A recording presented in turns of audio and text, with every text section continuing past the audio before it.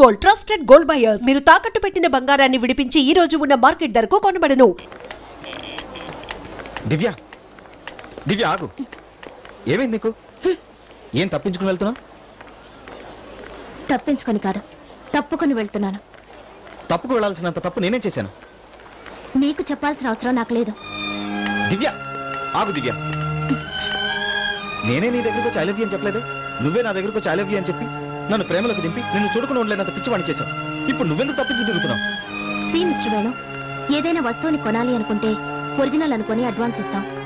తర్వాత అది డూప్లికేట్ అని తెలిస్తే ఇచ్చిన అడ్వాన్స్ అయినా వదులుకుంటాం గానీ తిరిగి ఆ వస్తువుని కొనుక్కోగా. నువ్వు క్యారెక్టర్ ఉన్నవాడవని నమ్మి ప్రేమిస్తున్నానని చెప్పాను. కానీ నీ ప్రేమ అబద్ధమని, నువ్వు డూప్లికేట్ గాడవని తెలుసుకున్నాక నా ప్రేమను వదులుకున్నాను. ఇంకెప్పుడు నన్ను కలవడానికి ప్రయత్నించుకో. Good bye. నువ్వు డూప్లికేట్ గాడవని తెలుసుకున్నాక నా ప్రేమను వదులుకున్నాను. బాబు గారు, ఎందుకు అలా అమ్మాయి గారిని విసిగిస్తారు మీరు? బాబు, నేను మేరీని డ్రైవర్ని బాబు. నా చేతులతో నేను తీసుకెళ్లి డబ్బులు మీ ఇంట్లో ఇచ్చాను బాబు. మీ నాన్న, మీ తమ్ముడు, మీ చెల్లి మీ ప్రేమను అమ్మేశారు బాబు.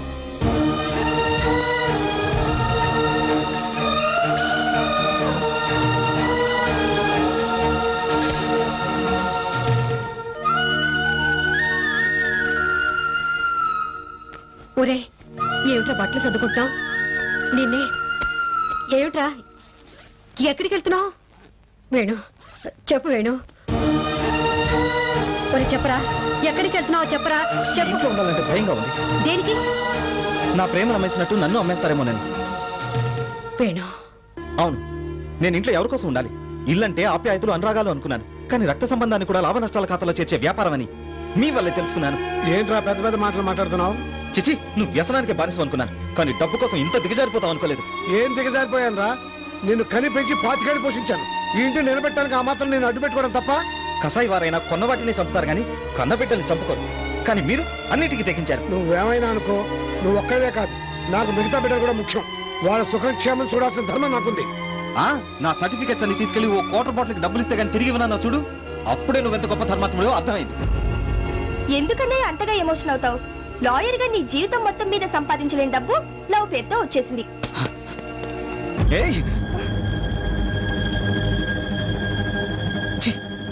ఆ రోజు బిందె తాకట్టు పెట్టి డబ్బులు ఇస్తే నా చెల్లి చాలా తెలివైంది అనుకున్నాను. కానీ ఈ రోజు అన్న ప్రేమనే తాకట్టు పెట్టే స్థాయికి నువ్వు ఎదిగిపోయావు.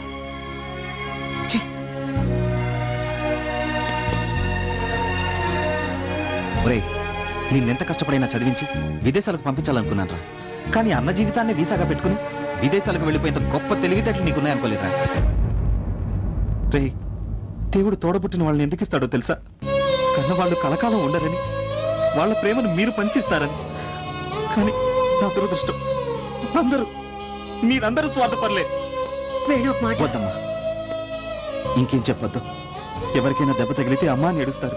కానీ ఆ అమ్మాయి దెబ్బ కొడితే ఎవరిని తలుచుకోవాలి, ఎవరికి చెప్పి ఏడవాలి? నీకు తెలీదమ్మా. ఒకరోజు ఇల్లు గడవకపోతే నా రక్తాన్ని అమ్మి డబ్బు తెచ్చి నీ చేతికి ఇచ్చాను.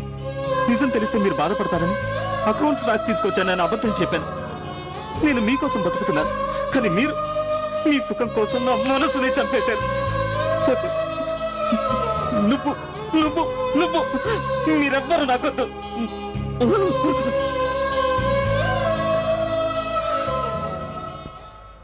దివ్య,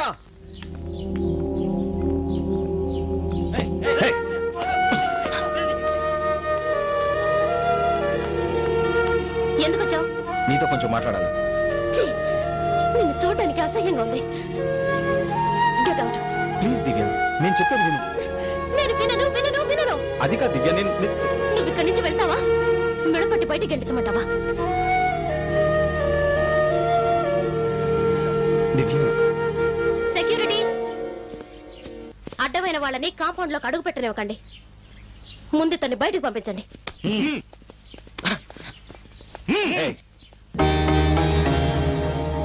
అవసరం లేదు, నేనే వెళ్తాను. కానీ ఒక్క మాట, ఇప్పుడు నేనేం చెప్పినా నువ్వు వినిపించుకోవట్లేదు. నిజం తెలుసుకున్న తర్వాత నా కోసం నువ్వు వస్తావు.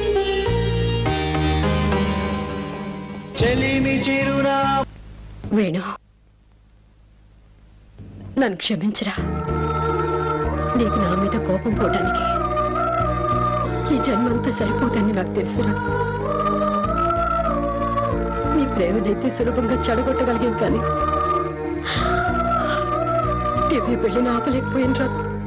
మళ్ళీ నువ్వు మామూలు మంచివే మా మధ్య తిరగాలని మీ ఇద్దరిని ఒక్కటి చేయడానికి దివ్య దగ్గరికి వెళ్ళాను.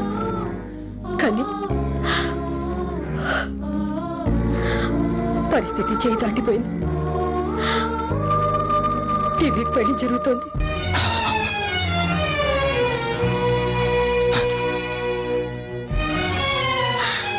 వేణు వేణు వేణు, భయపడకమ్మా, మిమ్మల్ని వదిలిపెట్టి ఎక్కడికి వెళ్ళాం. మీ మధ్య ఉంటాను. మీరు చేసిన ద్రోహం తలుచుకుంటూ చావాలేక బతుకుతూ మీ మధ్య తిరుగుతూ నేను మీ ముందే పతనమైపోవాలి. ప్రతి క్షణం నేను అనుభవించిన నరకం మీరు చూడాలి. అదే నేను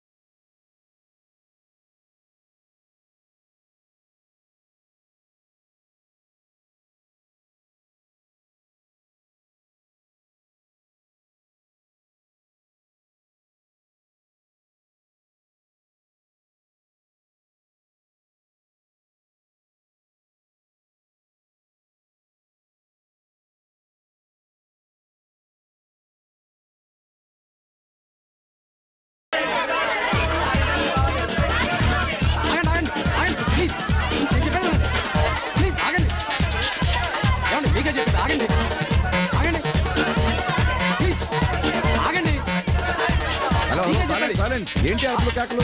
ఇదేంటి ఇల్లు అసెంబ్లీ హాల్? ఇది ఇల్లే సార్, కానీ మేము ప్రెస్ వాళ్ళం. మీ ఇంటర్వ్యూ కావాలి sir. No no no no, నేను ఈ ఇంటర్వ్యూలకు చాలా దూరం అని మీకు తెలుసు అనుకుంటాను. తెలుసు సార్.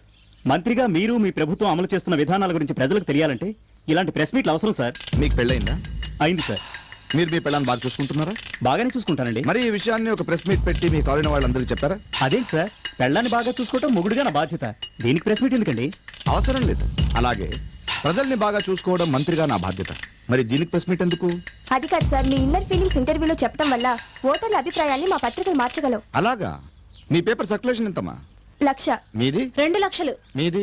3 లక్షలు. మీది? 4 lakhs. చాలు చాలు చాలు. 7 కోట్ల ఆంధ్రుల్లో సంతకాలు చేయడం వచ్చిన వాళ్ళు 3 కోట్ల మంది. అందులో పేపర్ చదివే వాళ్ళు 1 కోటి మంది. అందులో ఫ్రంట్ పేజ్ పక్కన పెట్టి చివరి పేజీల్లో తెండూల్కర్ సెంచరీ కొట్టాడా, గంగూలీ ఎవరితో తిరుగుతున్నాడు, ఎవరు మ్యాచ్ ఫిక్సింగ్ చేసి దేశాన్ని అమ్మారు అని చదివేసి పేపర్ మడత పెట్టేసే వాళ్ళు సగం మంది. మిగిలిన వాళ్లలో సగం మంది ఓటు వేయరు. మిగతా సగం మంది ఓటు వేయడానికి పేపర్ చదువురు. మళ్ళీ ఎందుకమ్మా ఇంటర్వ్యూలు? సరే సార్, మీరు ఇంటర్వ్యూ ఇవ్వద్దు, కానీ ఒకే ఒక ప్రశ్నకు సమాధానం చెప్తారా? అడగండి. మీ ప్రభుత్వం అవినీతి ఆరోపణలు ఎదుర్కొంటుంది కదా, వచ్చే ఎన్నికల్లో మీ పార్టీ మళ్ళీ అధికారంలోకి వస్తుందంటారా? దేనికైనా టైం బాగుండాలమ్మా. గత 20 ఏళ్లుగా కర్ణాటక, తమిళనాడు రాష్ట్రాల చీఫ్ మినిస్టర్స్ మారారు. కానీ 2 రాష్ట్రాలని గడగడలాడిస్తూ బెదిరిస్తున్న వీరప్పన్ మారాడా? 300 మంది ఎమ్మెల్యేలు చీఫ్ మినిస్టర్ని మార్చారు. కానీ 25,000 మంది పోలీసులు వీరప్పన్ పొజిషన్ మార్చారా? టైం. అక్కడ ప్రభుత్వానికి గుడ్ టైం, వీరప్పనికి బ్యాడ్ టైం. టైం బాగుంటే కొన్ని కోణాల్లో కుంభకోణాలే ప్లస్ అవుతాయి. మీరు సార్ రేపు ఆగస్టు 15 కదా సార్, మీ చేత జంక్షన్ లో జెండా ఎగరించాలని వచ్చారు సార్. ఓ, నేను జెండా ఎగరేయాలా? అవును సార్. నాకు ఈ ప్రెస్ మీట్లే కాదు, జెండా వందనాలన్న ఇష్టం లేదని వాళ్ళకి చెప్పొచ్చు కదా. అదిగా ప్లీజ్ సార్, అసలు జెండా అంటే 3 రంగుల గుడ్డ ముక్క కాదు, మన దేశ గౌరవం, ప్రతిష్ట. ఏ దేశభక్తుడో, స్వతంత్ర సమర యోధుడు ఎగరవేస్తే అది హిమాలయాలంత ఎత్తున ఎగురుతుంది. నాలాంటి రాజకీయ నాయకులు ఎగరవేస్తే అది ఎలక్ట్రిక్ పోలంత ఎత్తుకు ఎగిరి ఆగిపోతుంది. జాతీయ జెండా రెపరెపర ఆడాలి గాని మా చేతుల్లో పడి లబలబలాడకూడదు. Sir, you are really great. జెండా వందనం గురించి ఇంతగా ఆలోచించిన మీరు నిజంగా మాకు ఇంటర్వ్యూ ఇవ్వకపోయినా పర్వాలేదు సార్. సార్ మీకు phone. Excuse me please. Hello, చెప్పండి కామేశ్వరరావు గారు. వాట్? నా కూతురు నా మీద దావా వేసిందా?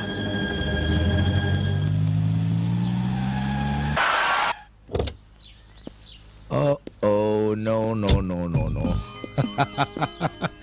ఏం ఏమా భయపడ్డావా? తాత ఇంట్లో లేడా? మీరెవరు? Oh my god, bad luck. నా బిడ్డకి నేనెవరని చెప్పుకోవాల్సిన దురదృష్టం వచ్చింది. నేను మీ డాడీని. డాడీయా? అవునమ్మా. నేను 30 ఏళ్ళు కష్టపడితే నా ఫోటో పేపర్లో పడింది. కానీ 7 ఏళ్లకే నీ ఫోటో పేపర్లో పడిందంటే ఎంత ఫాస్ట్ గ్రోత్. ఆఖరికి నా కూతురు అనిపించుకున్నా. ఏంటమ్మా అంత దూరంగా ఉన్నావు? ఇన్ని రోజులు ఎక్కడికి వెళ్ళారు? అబ్బా, నీలో కూడా ప్రతిపక్షం ప్రవేశించింది. చూడమ్మా, ఇన్నాళ్ళు నువ్వు నీ అమ్మ దగ్గర సుఖంగా ఉన్నావు అనుకున్నాను. కానీ అది నన్ను వదిలేసినట్టు నిన్ను కూడా వదిలేసిందని ఈ రోజే తెలిసింది. అందుకే నిన్ను నాతో పాటు తీసుకెళ్దామని వచ్చాను. నేను రాను, నాకు అమ్మ కూడా కావాలి. ఇక నుంచి అమ్మైనా నానైనా నేనే కదా. ఆ మాట తాతయ్య కూడా చెప్పారు. మీకు నేను కావాలంటే అమ్మతో కలిసి రండి. ఓ మై గాడ్, ఓటు ఉన్నవాడిని కన్విన్స్ చేయడం మనకు తెలుసు. ఈ పసి పిల్లలకి ఏం చెప్పాలి, ఎలా కన్విన్స్ చేయాలి?